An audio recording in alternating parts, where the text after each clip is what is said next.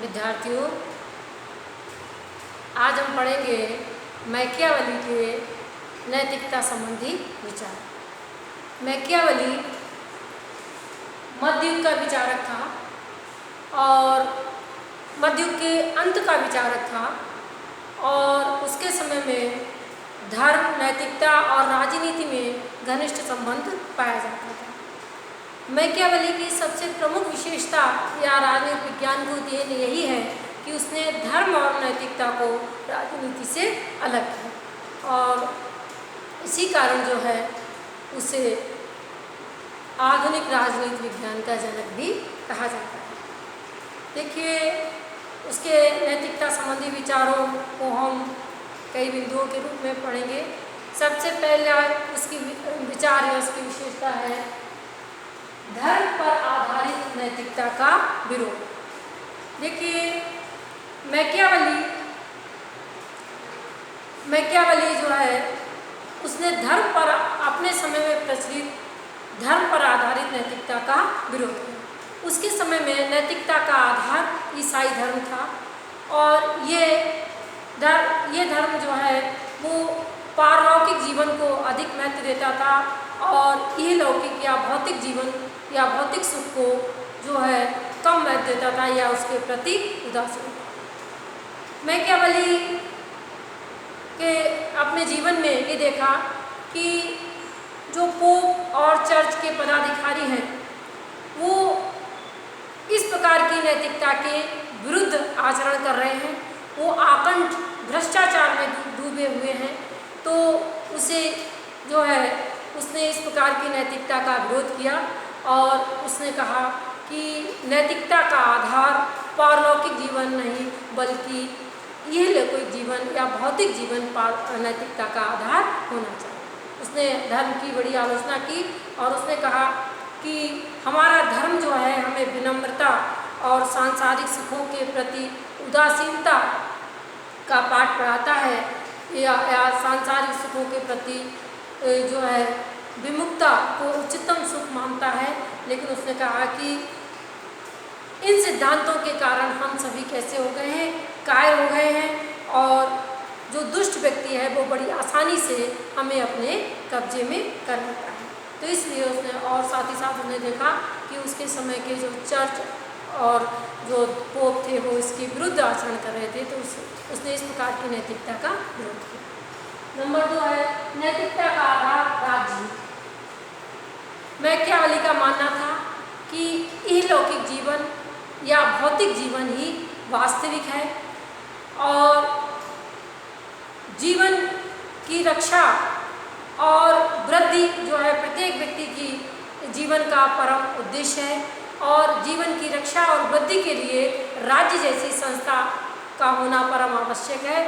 और इस दृष्टि से उसने माना कि राज्य जो है वो व्यक्ति और अन्य सभी संस्थाओं से उच्च संगठन है और इस प्रकार से व्यक्ति की सुरक्षा और वृद्धि करने के कारण राज्य जो है वो सर्वोच्च संगठन है और इस प्रकार से राज्य की दृष्टि से या राज्य के हित की दृष्टि से जो सही है वही नैतिक है और जो राज्य के हित के विरुद्ध है, विपरीत है, वह अनैतिक है। इस प्रकार से नैतिकता का आधार उसने राज्य को माना, राज्य के हित को नैतिकता का आधार माना। अगला है नैतिकता के दोहरे मापदंड। देखिए, अब उसने राज्य के हित को नैतिकता का आधार बनाया और इस दृष्टि से उसने जो है राज्य हित के 2 रूप दिखाई देते हैं हमको।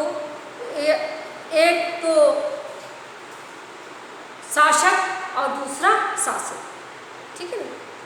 तो सबसे पहले हम पढ़ेंगे और उसने इन दोनों के लिए अलग अलग नैतिकता के सिद्धांत को स्वीकार किया। सबसे पहले हम पढ़ेंगे शासक की नैतिकता। उसका मानना है कि शासक का प्रमुख उद्देश्य है राज्य की सुरक्षा करना और उसका विस्तार करना और इस दृष्टि से शासक को जो भी करना पड़े वह नैतिक है, मान्य है और पवित्र है। उसने कहा कि राज्य के हित के लिए चाहे उसे अनैतिक नैतिक कार्य करना पड़े, भले ही प्रत्यक्ष रूप से वो धर्म और नैतिकता के विरुद्ध है, तो भी वो कैसे है, सही है और पवित्र है।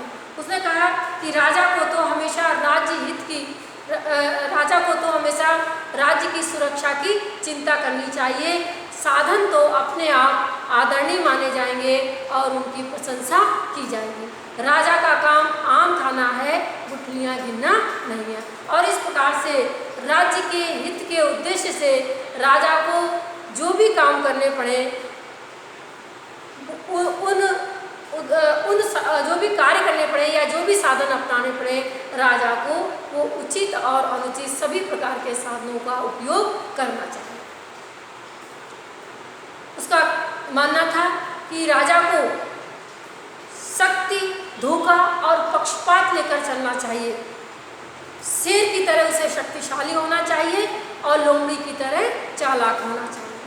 साथ ही साथ उसने ये भी कहा कि यदि शासक को धार्मिक और नैतिक होने का आडंबर करना पड़े तो उसे उसका आडंबर भी करना चाहिए, लेकिन अनुचित साधनों का प्रयोग राज्य हित में करना आवश्यक हो तो वो निसंकोच रूप से उसे अनुचित साधनों का प्रयोग कर लेना चाहिए।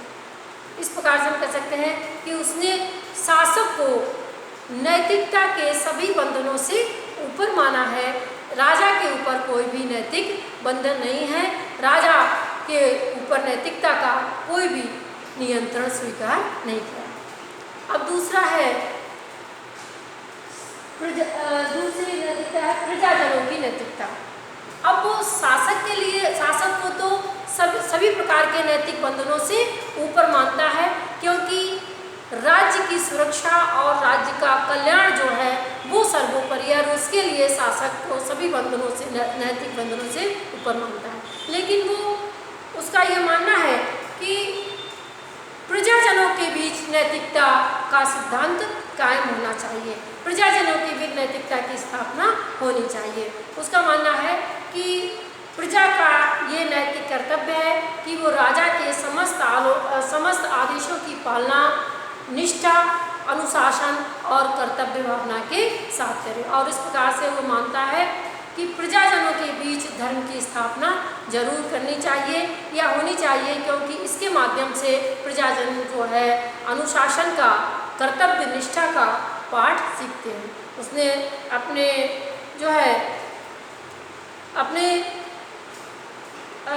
ग्रंथ डिस्कोर्सेस में स्पष्ट रूप से कहा है कि जो जनता है, जो शासक है, उसने कहा कि उसको जो है हमेशा उसको हमेशा उसके बीच नैतिकता की स्थापना की जानी चाहिए, उसके बीच धर्म की स्थापना की जानी चाहिए।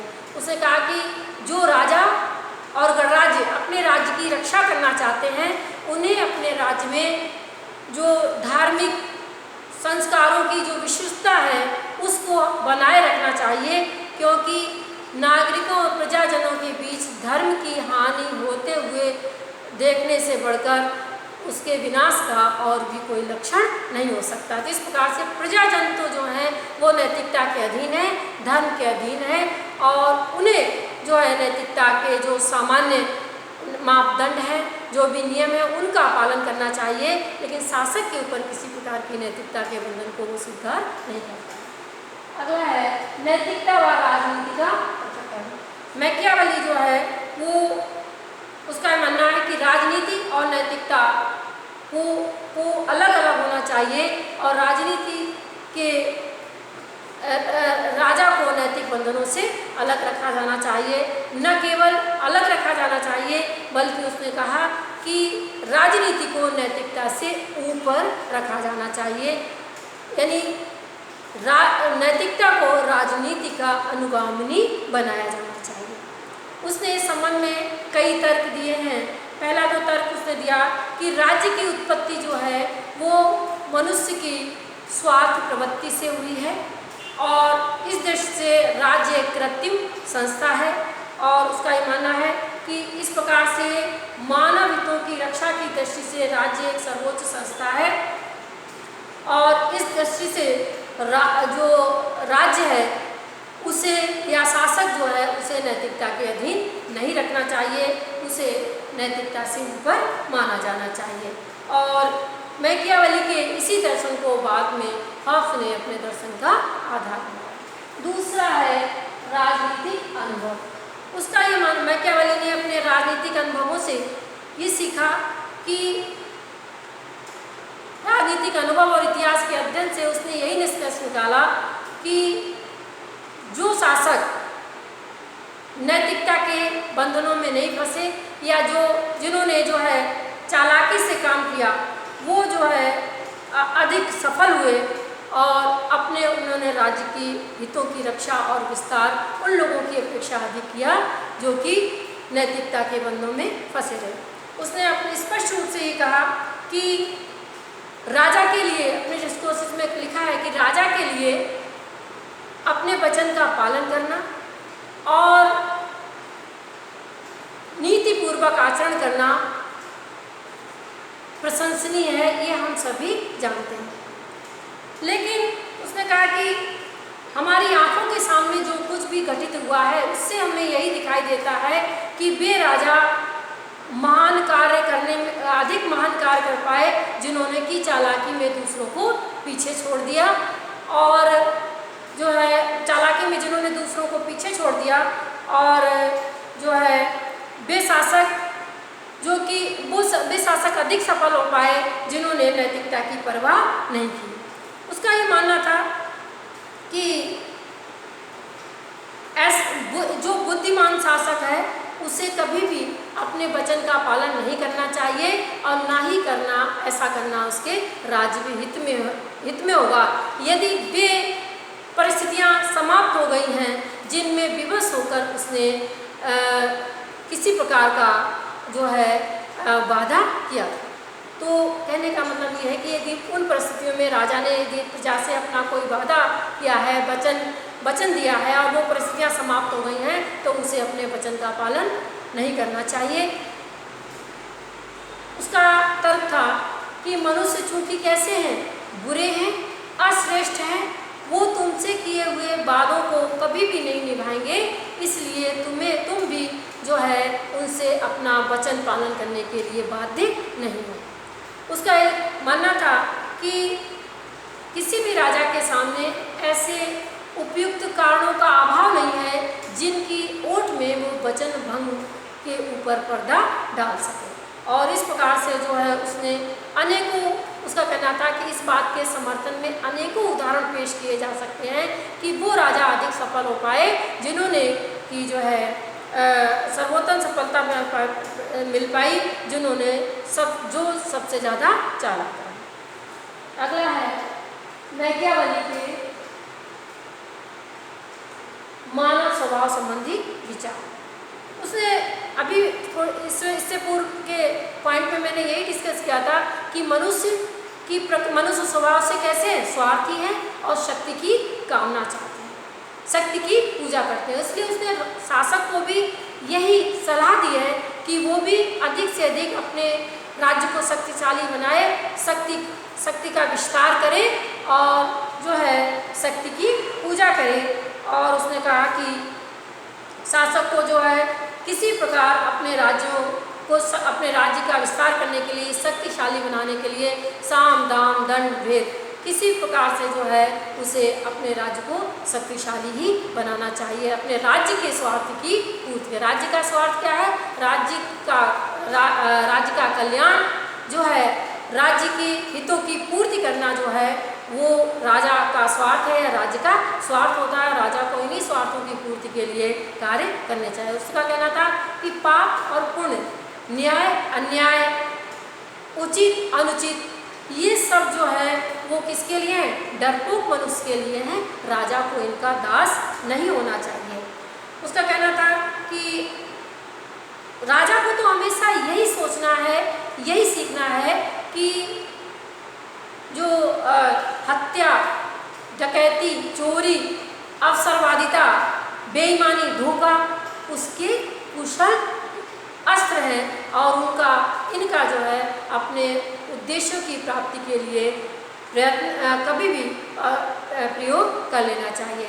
उसका यही मानना था कि राजा को साधनों की पवित्रता के चक्कर में पड़ना उसके लिए कैसा है, मूर्खता है। तो इस प्रकार से उसने कहा कि राजा को तो मनुष्य की भांति ही अपने राज्य की स्वार्थ की पूर्ति की चिंता करनी चाहिए और मनुष्य की भांति ही राज्य को शक्तिशाली बनाने के उद्देश्य के प्रति समर्पित रहना चाहिए। अगला है मैकियावेली का दर्शन सफलतावादी दर्शन। देखिए, मैकियावेली का दर्शन सफलतावादी दर्शन है। वह कार्यों की प्रगति में नहीं बल्कि कार्यों के परिणाम को अधिक महत्वपूर्ण मानता है। वह साधनों को नहीं बल्कि साध्य को अधिक महत्वपूर्ण मानता है। और इस प्रकार से उसका ये मानना है कि ना ही कोई प्राकृतिक कानून है और ना ही इस प्रकार से सार्वभौमिक रूप से कोई स्वीकृति का अधिकार है। और इस प्रकार से राज्य को या राजा को हर परिस्थिति में जो है अपने राज्य की चिंता करनी चाहिए, राज्य की सुरक्षा की चिंता करनी चाहिए। साधन तो अपने आप ही आदरणीय माने जाते हैं और पवित्र माने जाते हैं। उसका यही कहना था कि जब राज्य उसने डिस्कोर्सेस के 59वें अध्याय में स्पष्ट रूप से लिखा है कि जब राज्य का जीवन संकट में हो तो राजा और गण राज्यों को अपनी सुरक्षा के लिए जो है वो उसने कहा कि विश्वासघात और कृतज्ञता का प्रदर्शन करना चाहिए। यही राज्य के हित में होता है। अब है उसके नैतिकता संबंधी विचार की आलोचना। नंबर 1, राजनीति के लिए हानिकारक सिद्धांत है। हम कह सकते हैं कि सिद्धांत राजनीति के लिए हानिकारक है क्योंकि ये सिद्धांत जो है फांसीवादी और नाजीवादी जैसी विचारधाराएं हैं उनको प्रोत्साहित करता है। अंतर्राष्ट्रीय जगत में साम्राज्यवाद और युद्ध को प्रोत्साहन देता है। इस प्रकार से हम कह सकते हैं कि अंतर्राष्ट्रवाद के विरुद्ध है, मानवता के विरुद्ध है। अगला है आदर्शवाद की दृष्टि से आलोचना। आदर्शवादियों के अनुसार मनुष्य एक सामाजिक प्राणी है। राज्य उसकी नैतिक चेतना के विकास का परिणाम है और मनुष्य की जो सामान्य इच्छा है जिसके आधार पर राज्य का निर्माण हुआ है, तो सामान्य इच्छा कैसी है, नैतिक है। इसलिए राज्य को भी जो नीतियाँ बनाए राज्य उसका आधार नैतिकता होनी चाहिए। इसके बाद व्यवहारिक आधार पर अनुचित। देखिए, मैकियावेली ने जो है राजनीति में नैतिक आचरण को जो है उसने हम कह सकते हैं कि राजनीति में अनैतिकता का सिद्धांत एक लंबे समय से चला आ रहा है या इसकी परंपरा एक लंबे समय से चली आ रही है। लेकिन इसके आधार पर हमको ये निष्कर्ष नहीं निकाल लेना चाहिए कि राजनीति का आधार अनैतिकता होनी चाहिए, बल्कि हमारी प्रमुख समस्या ये है कि हमें आज इस बात के ऊपर चिंतन करना चाहिए कि राजनीति से अनैतिकता को कैसे दूर किया जाए जिससे व्यक्ति और संपूर्ण समाज का जो है कल्याण किया जा सके। अगला है विरोधाभासी सिद्धांत। मैकियावेली का नैतिकता संबंधी सिद्धांत हमें विरोधाभासी दिखाई देता है क्योंकि इसमें जो है शासक को तो नैतिकता के बंधनों से ऊपर रखा गया है, अलग रखा गया है, उसके ऊपर नैतिकता का कोई भी नियंत्रण नहीं है।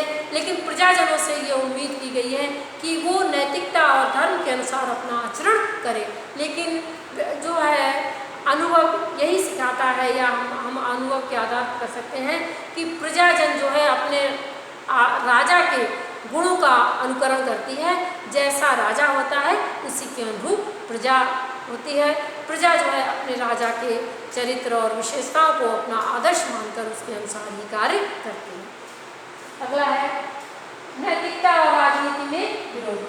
देखिए, नैतिकता का उद्देश्य भी है व्यक्ति का जो है नैतिकता का उद्देश्य भी है व्यक्ति को पूर्णत्व प्रदान करना और राज्य का उद्देश्य भी है व्यक्ति को पूर्णत्व प्रदान करना। इस प्रकार से राजनीति और नैतिकता परस्पर विरोधी नहीं है बल्कि एक दूसरे के पूरक है। अतः इनमें पृथक्करण नहीं होना चाहिए बल्कि इनमें आपस में घनिष्ठ संबंध होना चाहिए।